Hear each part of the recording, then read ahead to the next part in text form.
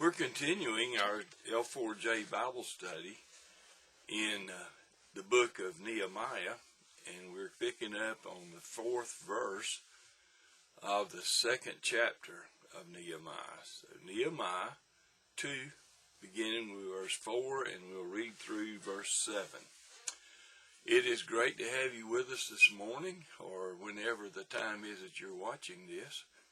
And we are continuing in God's leadership training program.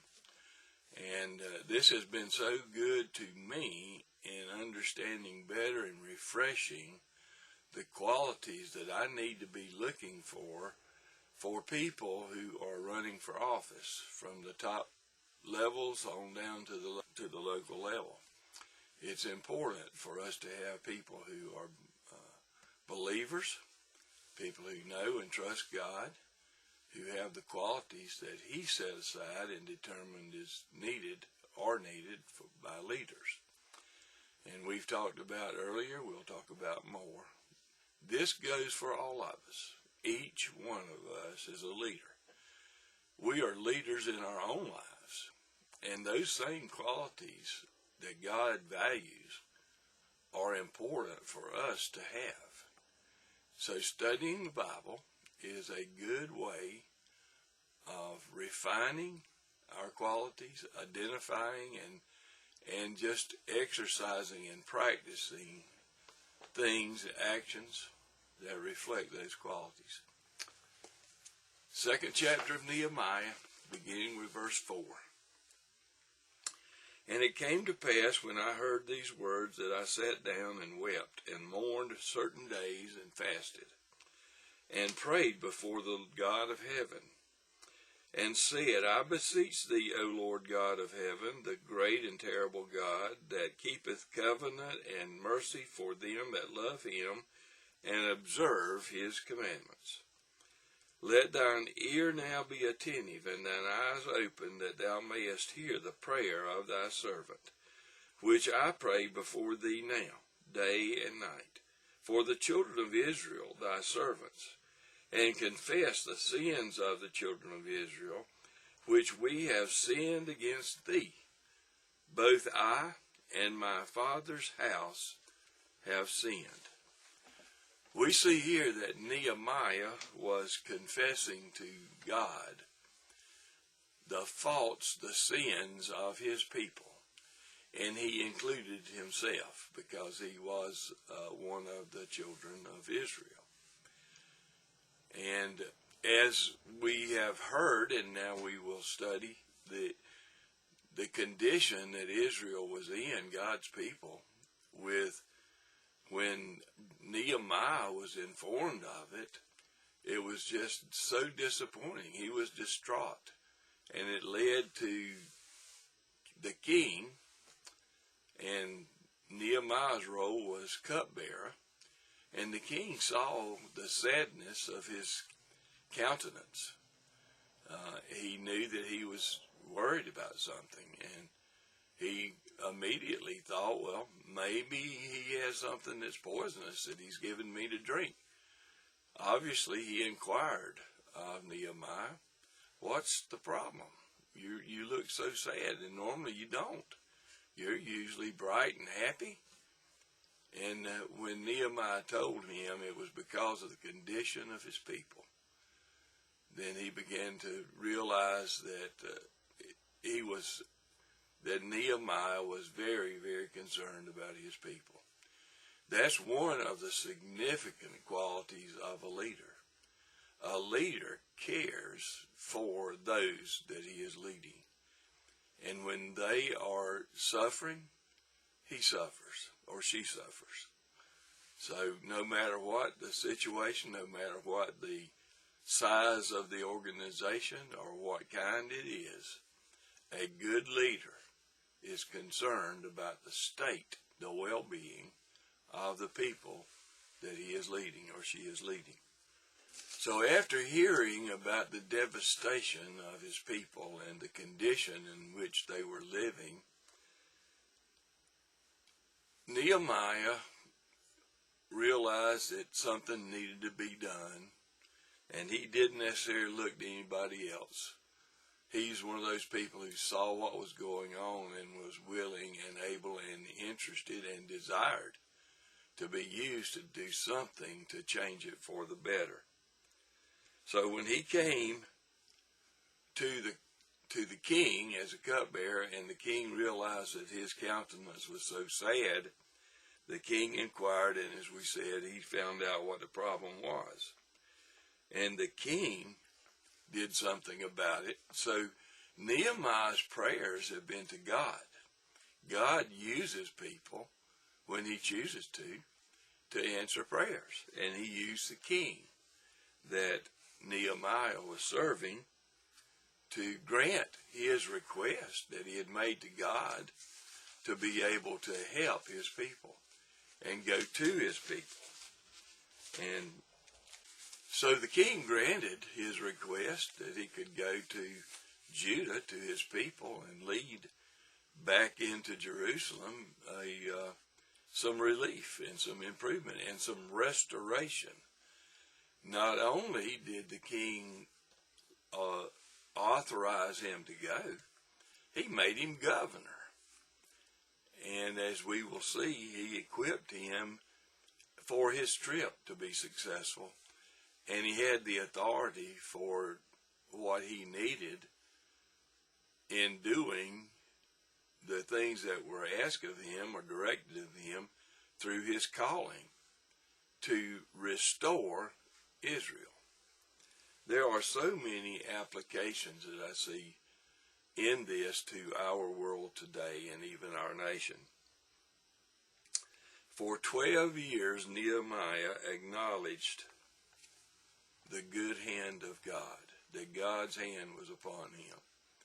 That is another significant quality or trait of a good, godly leader. They recognize, they acknowledge God in what they do. It's not just about them, it's about God. And I think of my strategic plan that many people adopt. It's the 3rd chapter of Proverbs, from the Proverbs of Solomon, and the 5th and 6th verse. And it says, trust in the Lord with all thine heart, and lean not unto your own understanding. In all thy ways acknowledge him, and he shall direct your paths, or make your paths straight. That is a significant part of a godly leader's life and his leadership, is to acknowledge God. That means that what we're doing, we are doing with God's presence and his direction and his leadership. And that's an important thing. It does try to tend to keep us a little more humble, because we realize that whatever's good comes from him. I want to read verses 12 and 13 now in the 2nd chapter. So, 2nd chapter of Nehemiah, verses 12 and 13. And I arose in the night, I and some men with me, few men with me. Neither told I any man what God had put in my heart to do at Jerusalem. Neither was there any beast with me, save the beast that I rode upon. And I went out by night by the gate of the valley, even before the dragon well, into the dung port, and viewed the walls of Jerusalem, which were broken down, and the gates thereof were consumed with fire. Another action of a godly leader. He knew that there were certain things that he needed to know for sure. He didn't need to stir up the whole group while he was preparing to equip himself to lead. So he got up in the night, not to disturb anybody, and so that not many would know anything about him leaving. And he took with him only a few people. He didn't take the whole bunch, because he wanted to see firsthand the condition of Jerusalem, either confirm or to give him a better understanding directly and not secondhand. And as he approached Jerusalem, he saw the desolation. He saw the great wall of Jerusalem torn down, and the gates that used to be there were burned. His heart was stirred. His passion grew. Something needed to be done, and he was the one to lead in that accomplishment. So, wonder what he did next, and we will see as we read the scriptures. First, the wall of Jerusalem had to be rebuilt if Jerusalem was going to survive. So that was a great task, and he saw the great devastation, and it was so bad that he just, in some places, he couldn't even get through with his mount. So after surveying and considering the task ahead, Nehemiah returned, and he called the leaders together. So he has this organization in mind, and it's important to be organized. For one thing, communication is better, and the matter of building unity is more direct, even though it requires delegation. So he called the leaders together to let them know what he found, to communicate with them the tasks that were ahead and the challenges that were there. So he explained to them what needed to be done. He did it in a way of encouraging them about doing it. He expressed faith in them through faith in God. He explained that the Lord's hand had been on him. And I feel certain he explained to be how he even got there. That God was in that, or he wouldn't even be there. And that God would be with them as they did the work of the Lord. And the authority to do it had been granted to him from the king. Now, I'll make a reference here. There were many critics as this began to get out about what the plan was. There were many critics of Nehemiah saying that it was a joke and that he was foolish and it couldn't be done, and that it was some kind of attempt to overthrow the king. So it was important for Nehemiah to explain to his leaders that the king had indeed authorized him and made him governor. There's a question here I'd like for us to ask ourselves, and the answer will be coming forth. What was the reaction of the leaders that Jeremiah was educating, was sharing his vision, was praising God and encouraging them? What was their reaction to the message from Nehemiah? What do you think? Well, they were excited. They believed Nehemiah, and as he explained what God had called them to do, they began to be chomping at the bits. Let's go do it, because we're on God's side. That was the people with whom Nehemiah had been planning and communicating and sharing his vision and the goals. He did it in such a way that the vision and the goals didn't remain only the vision and the goals of Nehemiah, but the leaders adopted that as their own. It was their shared vision and shared goals. Now, what about the enemies? We know there were enemies there who were making fun of him, snickering, scoffing at him. What was their reaction? It was just that.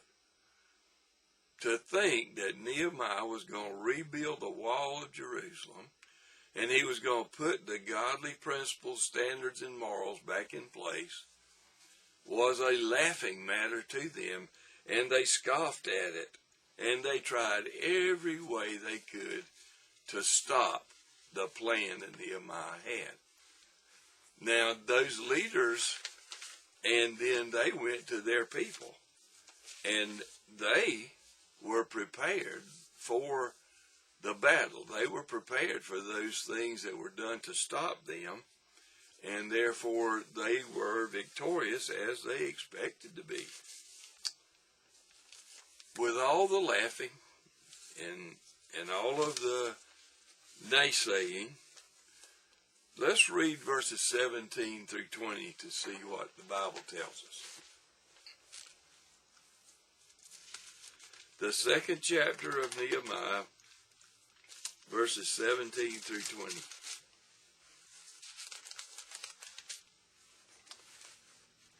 Then said I unto them, Ye see the distress that we are in, and how Jerusalem lieth waste, and the gates thereof are burned with fire. Come, and let us build up the wall of Jerusalem, that we no more be a reproach. Then I told them of the hand of my God, which was good upon me, as also the king's word that he had spoken unto me. And they said, Let us rise up and build. So they strengthened their hands for this good work. But when Sabbathah and Haronite and Tobiah, the servant, and Ammonite, and Geshem, and Arabian, heard it, they laughed to scorn, and despised us, and said, What is this thing that ye do? Will ye rebel against the king?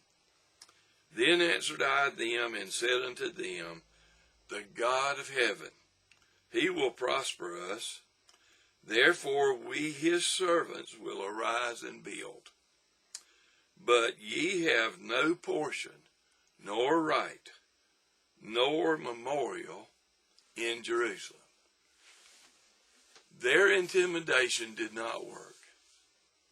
Nehemiah was looking to God. God had provided him the authority from the king and the king's blessings. But we always have those that are against God's work. He told them the truth, that he was depending on God. He wasn't depending on their approval. What a lesson for us today.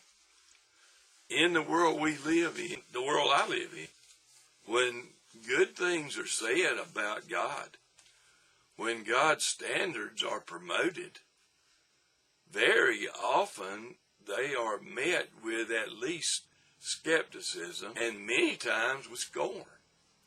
Now, this is in a nation that I lived in during a time when those things were praiseworthy. Everybody agreed. You didn't hear opposition to the godly principles upon which our nation was formed. What about churches? How do we parallel the world? Are our churches today, are God's churches, are the churches of Jesus Christ today holding the same principles, holding the same standards that we did in 25, 30 years ago? How much has the world influenced us? Do our walls need to be rebuilt? Do our temples and tabernacles need to be refreshed, tidied up, rebuilt? Have they been torn down? That requires leaders that are godly leaders who are courageous and brave. I know some of you who are watching are just that. And I pray that you would continue as we go through the book of Nehemiah and we learn more about being leaders for God. Thank you very much, and I look forward to our next lesson together.